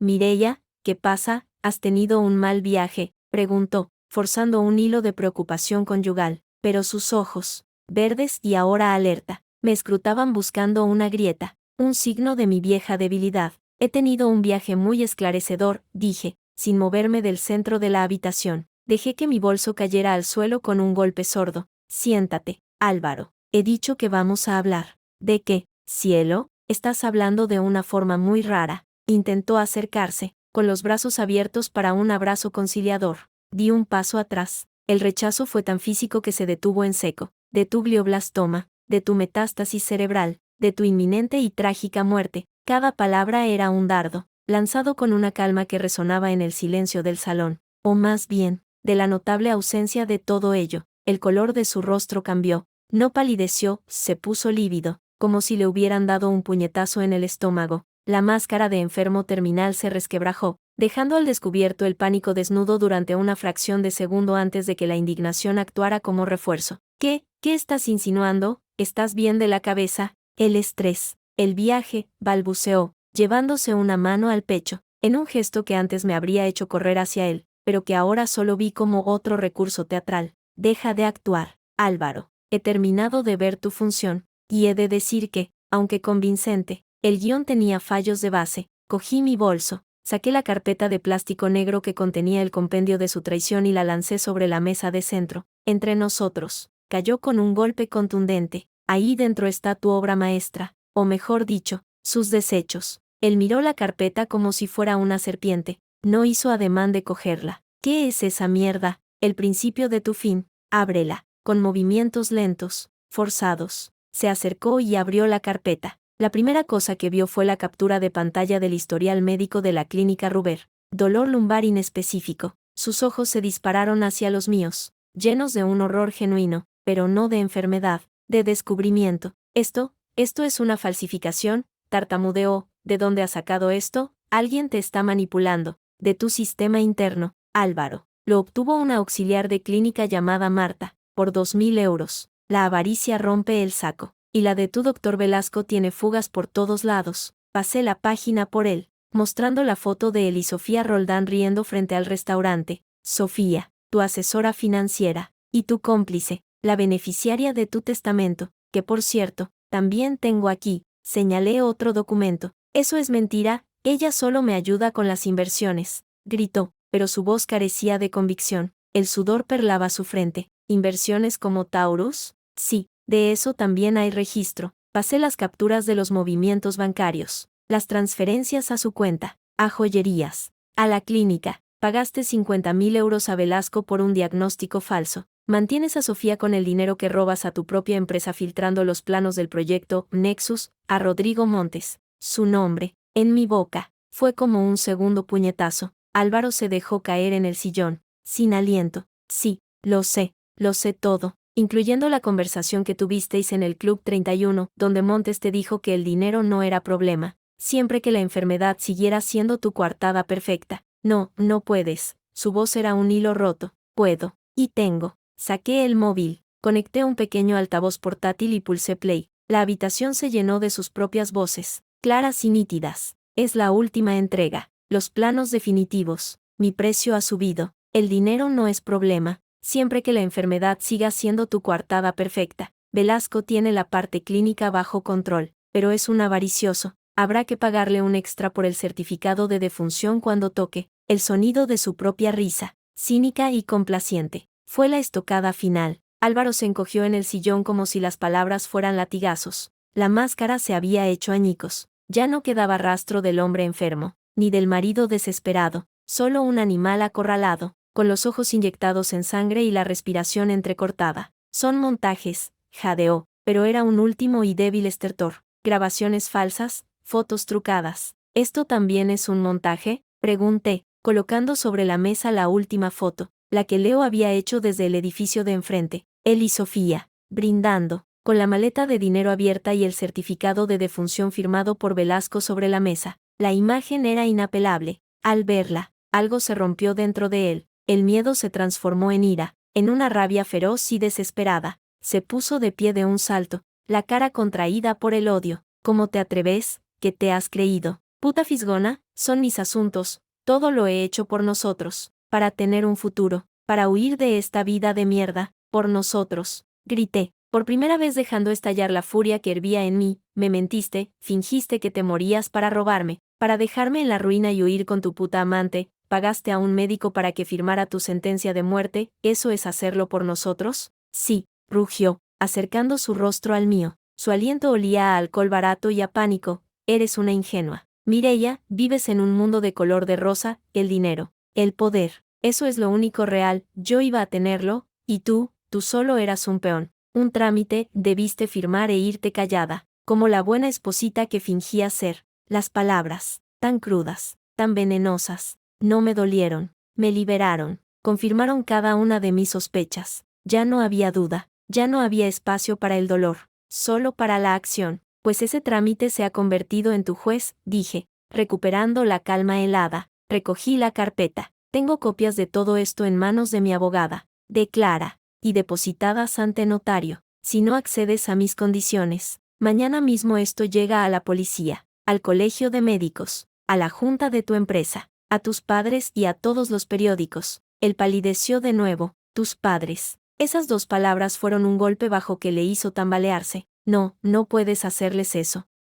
Tú ya les has hecho algo mucho peor. Les has hecho creer que su hijo se muere. Eres un monstruo, Álvaro. Y los monstruos deben ser enjaulados. Hice una pausa, dejando que el silencio cargado de amenaza se instalara. Pero te voy a dar una salida, solo una. ¿Una salida?, repitió, con un destello de esperanza mezquina en los ojos. Divorcio express, por adulterio y fraude. Renuncias a cualquier derecho sobre mis bienes presentes y futuros. Firmas una declaración jurada admitiendo esta conspiración, con todos los nombres. Sofía, Velasco, Montes, es mi garantía, y me pagas una compensación por daños morales, una cantidad importante. la mitad de lo que tienes en la cuenta de Taurus servirá. Estás loca, es mi dinero. Es dinero robado, de tu empresa, y parte era mío. Le espeté. Esa es mi oferta. A cambio, yo no presento cargos penales contra ti. No digo nada de los demás. Tú te encargarás de que Velasco pierda su licencia y de que Montes sepa que sus tratos están al descubierto.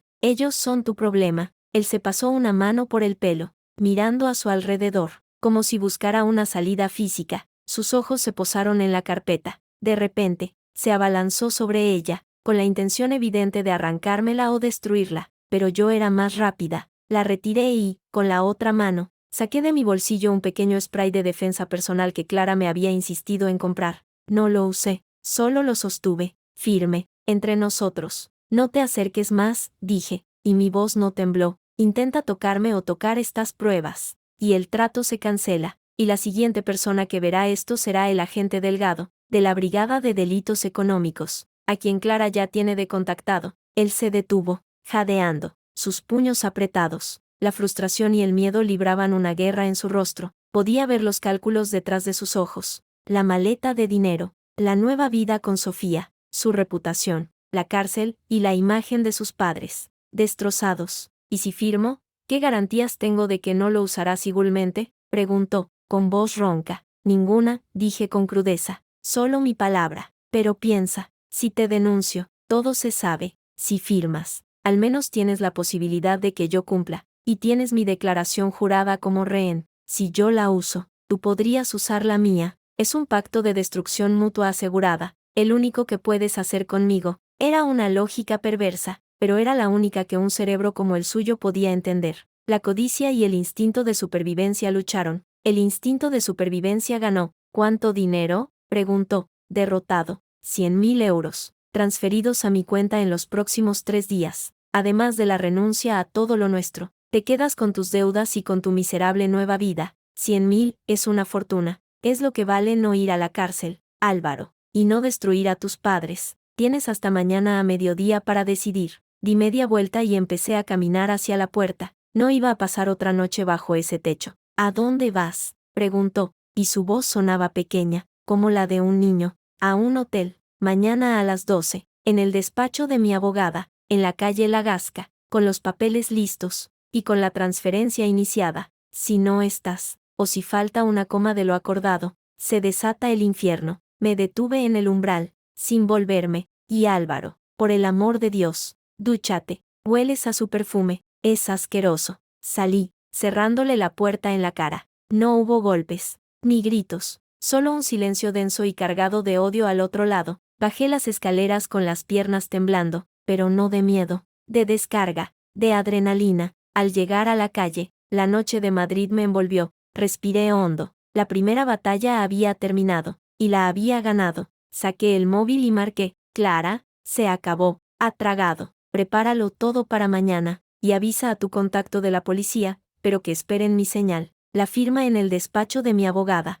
Laura Nieto. Fue un trámite sombrío y silencioso. Álvaro llegó con los ojos hundidos, vestido con el mismo traje del día anterior. Arrugado, olía a tabaco y a derrota. Firmó los papeles del divorcio exprés y la declaración jurada sin apenas mirarlos. Su mano temblaba ligeramente al estampar su nombre. La transferencia de 100.000 euros apareció en mi cuenta mientras estábamos allí, un reflejo digital de su rendición. Espero no volver a verte nunca, Álvaro, dije, recogiendo mi copia. Él alzó la vista. El odio en sus ojos era tangible, pero ya no tenía poder. Esto no se acaba aquí, Mireia, para mí. Sí, contesté, y salí de la habitación sin mirar atrás. La caída de los demás fue un efecto dominó perfectamente orquestado. Al día siguiente, envié el dossier completo sobre el Dr. Velasco al Colegio Oficial de Médicos de Madrid y a la dirección de la Clínica Ruber. Incluí la foto con Sofía, los extractos bancarios y la transcripción donde se ofrecía a firmar un certificado de defunción falso. La noticia de su suspensión de empleo y su imputación por falsedad documental y cohecho salió en la prensa sanitaria a la semana. Su reputación, construida durante décadas, se hizo añicos en un día. Para Sofía, preparé un paquete más personal. Le envié por mensajero certificado a su ático de Jorge Juan una copia de todo el dossier, incluyendo las fotos de Álvaro con la modelo falsa, mi manipulación, y una nota anónima, escrita en un ordenador público. Tu próximo inversor ya está avisado. Atentamente, Una, ingenua, que ya no lo es, Clara, desde sus fuentes. Me confirmó que Sofía abandonó Madrid abruptamente una semana después. Tras una acalorada discusión con Álvaro a las puertas de su edificio, los rumores en ciertos círculos de cazafortunas la precedían. Era una estafadora y una cómplice de algo muy sucio. Su tarjeta de visita profesional quedó inservible. Rodrigo Montes fue el siguiente. Clara publicó su exclusiva de portada en El Confidencial. La trama oculta de Promociones Montes. Sobornos, espionaje industrial y conexiones políticas. Nuestro dossier, con las grabaciones y los correos de Taurus, fue la base. No mencionó mi nombre ni el de Álvaro directamente, protegiéndome, pero la referencia a un arquitecto de una firma rival, que usó una grave enfermedad falsa como coartada, era lo suficientemente clara para quienes necesitaban saberlo. Montes se vio envuelto en investigaciones de la Comisión Nacional del Mercado de Valores y de la Fiscalía Anticorrupción. Su imperio de cemento empezó a resquebrajarse. La conversación más dura fue con Paloma y Gonzalo, los padres de Álvaro. Les pedí que vinieran a mi nuevo piso, un pequeño alquiler en el barrio de Las Salesas. Les serví café, y antes de que pudieran preguntar por la salud de su hijo, les puse el dossier delante. Antes de que digáis nada, por favor, leed, o al menos, mirad, dije, mi voz temblando por primera vez en semanas. Paloma leyó las primeras líneas de la declaración jurada de Álvaro, donde admitía la conspiración. Un gemido escapó de sus labios. Gonzalo, pálido como la muerte, hojeó las fotos de su hijo con Sofía, brindando con el certificado de defunción. El sonido de su llanto, seco y desgarrador, llenó la pequeña salita. ¿Por qué?, gimió Paloma, mirándome con unos ojos llenos de un dolor infinito. ¿Por qué haría esto? Por dinero, por poder, por una vida que no incluía ni a vosotros ni a mí, dije, conteniendo mis propias lágrimas. No lloraba por Álvaro, sino por ellos. Lo siento mucho que os hiciera esto. Os hizo creer que se moría. Eso es lo más cruel de todo. Gonzalo intentó hablar, pero solo salió un ronquido. Al final, Paloma se levantó y, con una dignidad que me partió el alma, me abrazó. Perdónanos, hija, por haber criado a un monstruo. No sois vosotros. Él tomó sus decisiones, susurré, abrazándola fuerte. Se fueron, envueltos en una pena que sabía que no se disiparía nunca, pero al menos conocían la verdad, y yo había salvado, de algún modo, el último resto de humanidad en aquel desastre, su derecho a saber. Álvaro intentó contactarme una última vez. Un mes después, lo bloqueé, pero guardo el correo que envió a una cuenta que ya apenas uso. Has destruido todo. Mi trabajo me ha despedido. Montes me ha desvinculado de todo. Mis padres no me hablan. Sofía se ha largado. ¿Estás contenta? Espero que quemes en el infierno. No contesté. La indiferencia era el castigo definitivo. Hoy, un año después, me siento en la terraza de mi pequeño ático con vistas al mar en Barcelona. He cambiado de ciudad, de trabajo, de aire. Las cicatrices están ahí. Desconfío de los cumplidos fáciles, de las lágrimas masculinas, de los gestos demasiado perfectos, pero ya no me duelen. Son como las señales de un naufragio superado. Clara viene a visitarme a menudo, trae vino y chismes. A veces hablamos de la trama, ya un asunto del pasado. Velasco enfrenta un juicio. Montes negocia un acuerdo con la fiscalía. De Álvaro, nadie sabe nada. Clara sospecha que se fue a Sudamérica con lo poco que le quedaba. Me da igual. Ayer, revisando papeles, encontré la declaración jurada que firmó. La leí una vez más, sin rabia, sin tristeza, solo con una extraña paz. La rompí en pedazos pequeños y los tiré al viento desde la terraza. No la necesitaba. No lo necesitaba a él, ni su confesión, ni su dinero, ni su falsa compasión. El sol se pone sobre el Mediterráneo, pintando el cielo de naranja y púrpura. Dentro, suena el móvil. Es mi nueva jefa, hablando de un proyecto emocionante. Es un amigo, preguntando si quedo a cenar. Es la vida, llamando a la puerta. Una vida que ya no es una ficción escrita por un mentiroso. Es mía, auténtica, imperfecta, y mía. Cierro los ojos y respiro el aire salado. No soy una heroína, solo soy una mujer que aprendió a olfatear la mentira, incluso cuando venía disfrazada de lágrimas, y que, al final, eligió dejar de actuar. El telón de su obra maestra cayó hace tiempo, y el mío, el de mi propia vida, acaba de levantarse.